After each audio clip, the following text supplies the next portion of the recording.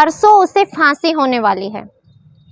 2 दिन का समय उसके पास है। जेलर साहब उसके पास पहुंचते हैं और जाकर के पूछते हैं कि अपनी आखिरी इच्छा बताओ, अपनी अंतिम इच्छा बताओ। कैदी बोलता है कि मेरी अंतिम इच्छा ये है कि मैं एक रात अपनी पत्नी के साथ बिताना चाहता हूँ, यानी एक रात मैं अपनी पत्नी के साथ एक ही बिस्तर पर सोना चाहता हूँ। जब जज साहब इस बात को सुनते हैं तो बड़े आश्चर्यचकित हो जाते हैं, बड़ी सोच में पड़ जाते हैं।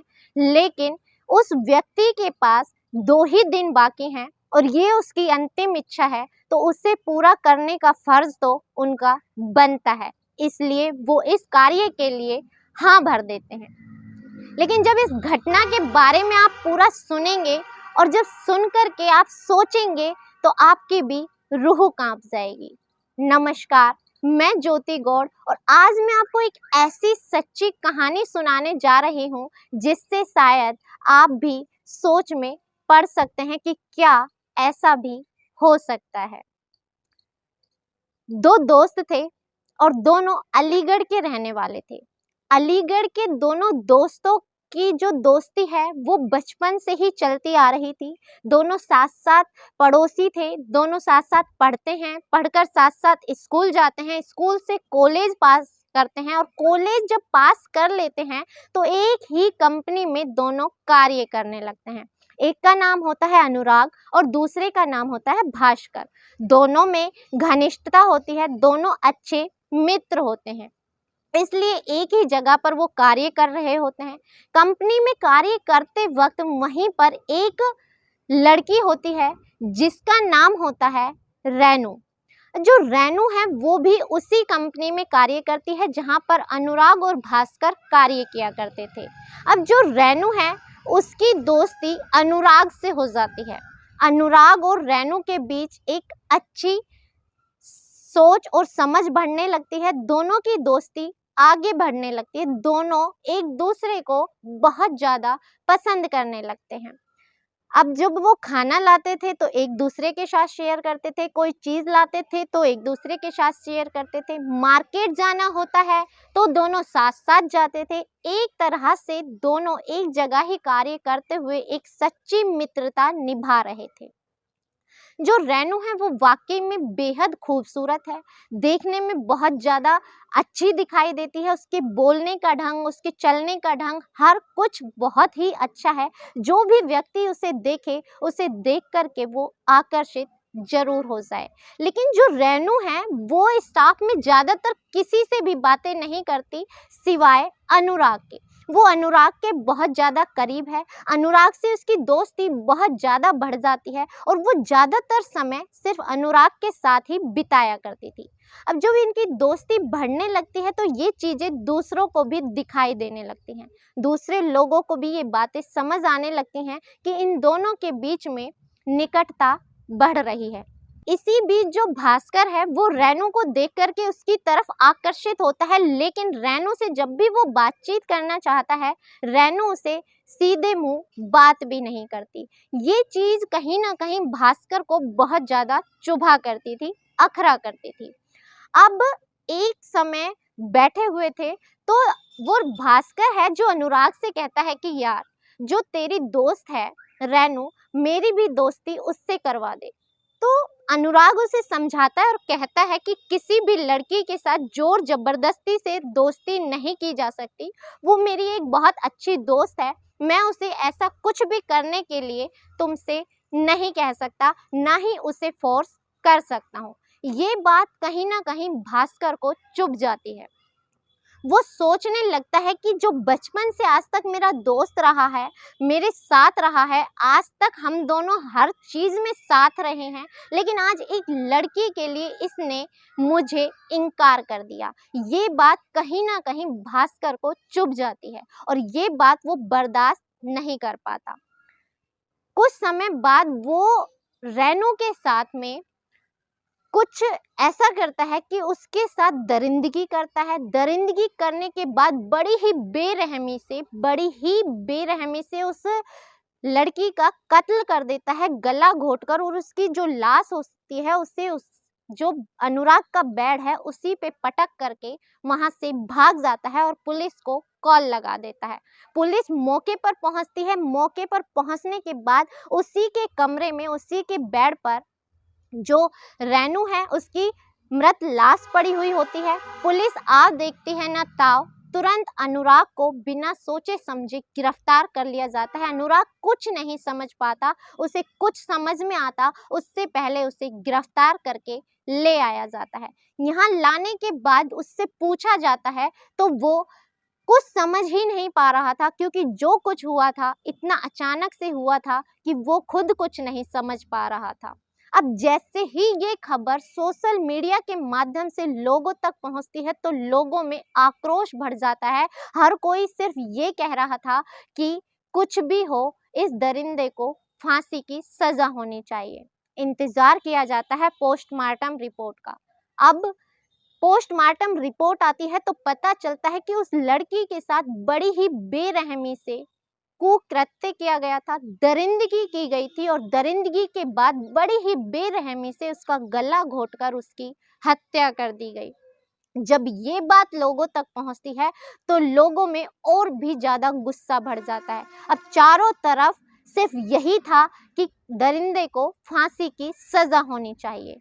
अब कोई कुछ नहीं सुनता। मौके पर जो सबूत मिले, तथ्य मिले, जितने भी सबूत थे उसके आधार पर अनुराग को फांसी की सजा सुना दी जाती है। अब फांसी की सजा उसे सुना दी गई, लेकिन उसके पास अपनी बेगुनाही साबित करने का कोई भी एक भी सबूत नहीं था, ना ही कोई साक्ष्य था। अब ऐसे ही करके जो फांसी का समय है वो बहुत नजदीक आ जाता है और अब उसके पास सिर्फ 3 दिन बचे हैं, यानी अब परसों उसे फांसी होने वाली है। तभी जो जेलर साहब हैं वो वहां पर पहुंचते हैं और जाकर के कहते हैं, अनुराग 2 दिन हैं तुम्हारे पास आखिरी के, मैं तुमसे तुम्हारी अंतिम इच्छा पूछने आया हूँ। क्योंकि जैसा कि लोगों को जब फांसी दी जाती है तो हमारे संविधान में और हमारे कानून में लिखा हुआ है कि उस इंसान की अंतिम इच्छा जरूर पूछी जाती है।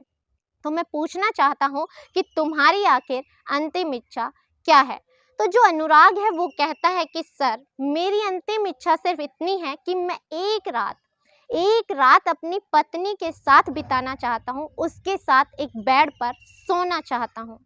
अब जज साहब हैं वो बहुत ज़्यादा सोच में पड़ जाते हैं, आश्चर्यचकित हो जाते हैं कि ऐसा कैसे हो सकता है कि ये व्यक्ति जिसके पास जिंदगी के सिर्फ 2 दिन बचे हैं और वो अपनी आखिरी इच्छा में भी ये मांग रहा है कि वो अपनी पत्नी के साथ एक रात बिताना चाहता है।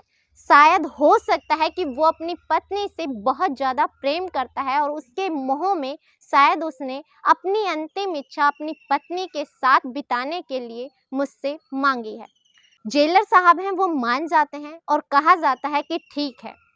अब जो उसकी पत्नी है अनुराग की, उससे फ़ोन लगाया जाता है और बताया जाता है कि ऐसे ऐसे तुम्हारे जो पति हैं वो तुम्हारे साथ एक रात बिताना चाहते हैं, हमारा अनुरोध है कि आप यहाँ पर आ जाए। जो पत्नी है वो अनुराग से बहुत ज़्यादा गुस्सा है, क्योंकि उसे लगता है कि शादी के बाद उसके पति ने उसे धोखा दिया, और धोखा भी दिया तो कोई बात नहीं, लेकिन एक मासूम लड़की के साथ उसने दरिंदगी की और दरिंदगी करके उसकी हत्या कर दी। शायद इसी वजह से कानून ने उसे सज़ा दी। वो पूरी तरह से मान चुकी थी कि उसका जो पति है वो खूनी है और कातिल है, शायद इसीलिए उसे सजा मिल रही है। लेकिन उसे जैसे ही अपना पत्नी धर्म याद आता है, वो सोचती है कि जब उसके पास जिंदगी के 2 ही दिन बचे हैं तो मेरा भी फर्ज बनता है कि मैं उसकी अंतिम इच्छा जरूर पूरी करूं। वो मान जाती है, अपने आप को समझाती है और जेल में पहुंच जाती है। जेलर साहब से मिलती है। जेलर साहब तब तक एक कमरा वहीं पर जेल के अंदर ही एक कमरे का बंदोबस्त कराते हैं, उसमें एक बेड लगवा देते हैं और उसके अंदर ही एक ऑडियो रिकॉर्डर लगा देते हैं, ताकि उन पति पत्नी के बीच में जो भी वार्तालाप हो, वो दोनों जो भी बातचीत कर रहे हो, वो बाहर बैठे हुए जेलर साहब अपने ऑफिस से सुन सकें। अब पत्नी को पति के पास भेज दिया जाता है। जैसे ही पत्नी और पति एक दूसरे को देखते हैं तो थोड़ी देर तक तो सन्नाटा छा जाता है, दोनों कुछ नहीं बोल पाते। लेकिन कुछ समय बाद ही अनुराग रोने लगता है। जब वो रोने लगता है तो पत्नी से भी नहीं देखा जाता और वो जा कर के उनके आंसू पोंछती है और आंसू पोंछ कर के कहती है कि ये आपने आखिर क्या कर दिया। हम कितना खुशहाल हमारा परिवार था, कितने हंसी खुशी हम रह रहे थे, सब कुछ सामान्य चल रहा था, हमारे 2-2 बच्चे हैं, आखिर आपने एक गलती के कारण ये क्या कर दिया और 2 दिन बाद आप हमेशा हमेशा के लिए हमें छोड़ कर के चले जाएंगे। अब जो अनुराग है वो बोलना शुरू करता है कि नहीं, मैंने ऐसा कुछ नहीं किया, काश तुम तो मुझे समझने की कोशिश करती। और इतना कहकर अनुराग जोर जोर से रोने लगता है। अब जो उसकी पत्नी है वो एक बार सोच में पड़ जाती है और उसे लगता है कि जरूर कुछ ना कुछ बात है जो अनुराग उससे छुपा रहे हैं। अब पत्नी पति से कहती है कि आप बताइए आखिर बात क्या है। तो जो पति है वो कहता है कि अब बताने से कोई फायदा नहीं है, बहुत देर हो चुकी है, मैं बस आखिरी समय में तुमसे मिलना चाहता था। लेकिन जो पत्नी है उसे अपनी कसम देती है, अपने बच्चों की कसम देती है और कहती है कि बताइए आखिर आपने ऐसा क्यों किया, मुझे आखिर आपने धोखा क्यों दिया। अब जो अनुराग है वो बताना शुरू करता है कि जो रेनू है उसके ऑफिस में कार्य किया करती थी, उसके और उसके बीच ऐसा कुछ नहीं था सिवाय दोस्ती के। हम दोनों में बहुत अच्छी दोस्ती थी, हम दोनों की मित्रता इतनी गहरी थी कि अगर वो टिफ़िन लाती थी तो हम दोनों साथ साथ खाते थे, कुछ लेने जाना होता था तो हम साथ साथ जाते थे। ऐसे ही एक दिन रेनू ने कहा कि मैं आपके घर पर लंच करने के लिए आना चाहती हूँ, मैं आपका कमरा भी देख लूँगी और आपके घर पर भी आ जाऊँगी, क्यों ना हम एक दिन लंच करें। अब जो भास्कर है वो पहले से वहाँ मौजूद था मेरे कमरे में, क्योंकि वो और मैं एक ही साथ एक ही जगह रहा करते थे, थोड़ी ही दूरी का फासला था। उसे जब पता चलता है कि रेनू आ रही है तो वो मेरे ही कमरे पर आ जाता है। अब रेनू कमरे पर आ गई और जो कुछ सामान था जो मार्केट से लाना था मैं वो लेने के लिए बाजार चला गया। रेनू और भास्कर कमरे में ही थे। उसके बाद क्या हुआ मुझे नहीं पता, लेकिन मुझे इतना पता है कि भास्कर की गंदी नज़र रेनू पर थी। लेकिन मैंने कभी ये नहीं सोचा था कि भास्कर कभी ऐसा भी कर सकता है। उसने उसके साथ दरिंदगी की, दरिंदगी करके उसका गला दबा दिया और गला दबाकर उसकी लाश को मेरे ही बेड पर छोड़ दिया और उसी ने पुलिस को फ़ोन किया और फ़ोन करके वो फरार हो गया। मैं जैसे ही वापस आया, मैंने जैसे ही देखा तो मुझे वहाँ भास्कर तो नहीं मिला, लेकिन रेनू की मृत लाश मेरे बेड पर पड़ी हुई थी। मैं कुछ सोच पाता, समझ पाता, मैं रेनू को जगाने की कोशिश कर ही रहा था कि तभी मेरे दरवाजे पर पुलिस आकर के खड़ी हो गई। पुलिस के सामने साक्ष्य और सबूत थे, वो मेरी बातें सुनना नहीं चाह रही थी और मैं तब तक खुद कुछ नहीं समझ पा रहा था कि आखिर ये हुआ तो हुआ क्या। पुलिस ने मेरी एक ना सुनी, तुरंत लाश को कब्जे में लिया और मुझे गिरफ्तार कर लिया। ना ही उन्होंने सच को जानने की कोशिश की, ना ही मुझे सुनने की कोशिश की। साक्ष्य और सबूतों के आधार पर मुझे फांसी सुना दी गई और अब 2 ही दिन का वक्त है, 2 दिन बाद मुझे फांसी हो ही जानी है। अब पत्नी फफक फफक कर रोने लगती है। अब वो कहता है कि तुम रो नहीं, शायद मेरे कर्म में जिंदगी इतनी ही लिखी थी, तुम्हारा और मेरा साथ शायद यहीं तक था, हम शायद अगले जन्म में जरूर मिलेंगे। अगर हमारा प्रेम सच्चा है तो हम अगले जन्म में जरूर मिलेंगे। लेकिन पत्नी की आंखों से आंसू नहीं थम रहे थे। पत्नी फफक फफक कर रोती है और उन्हें गले लगा लेती है और कहती है कि हमारे 2 बच्चों का आखिर क्या होगा। तो जो अनुराग है वो कहते हैं कि उसे इस सच्चाई के बारे में कभी नहीं बताना, वरना बच्चों के जो ज़हन है उसमें ये प्रभाव पड़ेगा कि हमारी जो कानून व्यवस्था है वो सिर्फ सबूतों पर चलती है, सच्चाई पर नहीं चलती। इतना कहकर वो दोनों फिर से रोने लगते हैं और एक दूसरे को गले लगाकर बहुत देर तक रोते रहते हैं। अब ये जो सारा वार्तालाप है वो जो जेलर साहब हैं वो अपने कैबिन में सुन रहे हैं, उनकी भी आंखों से आंसू आने लगते हैं। आसपास जो कर्मचारी हैं जो सुन रहे हैं उनकी भी आंखों से आंसू आने लगते हैं। वो सोचने लगते हैं कि क्या एक बेगुनाह को 2 दिन बाद सच में फांसी हो जाएगी? क्या हमारी कानून प्रणाली इतनी छोटी हो गई है कि उस पर से लोगों का विश्वास उठ जाएगा? क्या एक मासूम इंसान कल फांसी पर चढ़ जाएगा जिसका कोई कसूर नहीं है? अब जो पत्नी है वो निकलने लगती है, जैसे ही दरवाजे तक आती है वो रोकर फिर कहती है कि मैं 2 से 3 मिनट आपके साथ और बिताना चाहती हूँ। जेलर साहब इजाज़त दे देते हैं, वो जाती है और जाकर अपने पति के पैरों में गिर जाती है और पैरों में गिरकर उनको प्रणाम करती है और कहती है कि शायद आपका और मेरा साथ यहीं तक था, लेकिन मैं दुआ करूंगी कि अगले 7 जन्मों तक भी मुझे आपका ही साथ मिले, आपका ही प्यार मिले और आप जैसा ही पति मिले। लेकिन मैं चाहकर भी कुछ नहीं कर सकती, सारी सच्चाई जानने के बाद भी शायद मैं अपने सुहाग को नहीं बचा सकती। इतना कहती है और रोते रोते वहाँ से चली जाती है। वो चली जाती है। अनुराग अपने समय का इंतजार कर रहा होता है कि अब 2 दिन बाद तो उसे फांसी हो ही जानी है। इधर जो जेलर साहब हैं अब सोच में पड़ जाते हैं कि क्या वाकई में मेरे होते हुए मेरी इस वर्दी का क्या फायदा, जब एक बेगुनाह 2 दिन बाद फांसी पर चढ़ जाएगा। लोगों का न्याय प्रणाली से विश्वास उठ जाएगा, कानून व्यवस्था से भरोसा उठ जाएगा। लोग कभी भी कानून पर यकीन नहीं कर पाएंगे कि एक निर्दोष इंसान फांसी पर चढ़ा दिया गया। अब जो जेलर साहब हैं वो अपनी ऊपर टीम को संपर्क करते हैं, दोबारा से इस केस को रीओपन करने के लिए कहा जाता है और जो रिकॉर्डिंग होती है उससे आगे सेंड किया जाता है और केस की दोबारा से जांच की जाती है। पोस्टमार्टम रिपोर्ट को मंगाया जाता है और अब मेडिकल जांच के लिए आदेश दे दिए जाते हैं और तुरंत कहा जाता है कि भास्कर जहां कहीं भी हैं उसे गिरफ्तार किया जाए।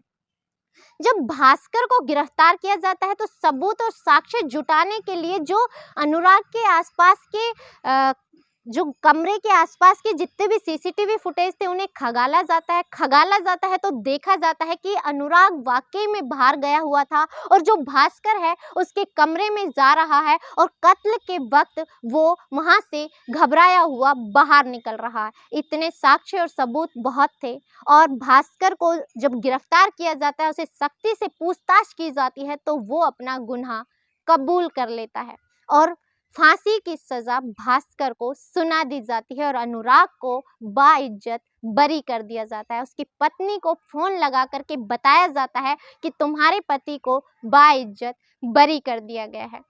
जो अनुराग है वो जेलर साहब के पैरों में गिर जाता है और कहता है कि मेरे दूसरे जीवनदाता आप हैं, अगर आप नहीं होते तो शायद मैं इस जीवन में तो कभी भी अपने पत्नी और बच्चों का मुख दोबारा नहीं देख सकता था और शायद मैं भी बाकी जो कुछ लोग होते हैं जो कभी भी अपने आप को कभी भी साबित नहीं कर पाते और वो लोग भी कानून प्रणाली में फंस जाते हैं, मैं भी शायद उसी की भेंट चढ़ जाता और मुझे भी शायद आज फांसी हो जाती। मैं आपको सैल्यूट करता हूं और उम्मीद करता हूं कि हर डिपार्टमेंट में आप जैसा जेलर जरूर हो।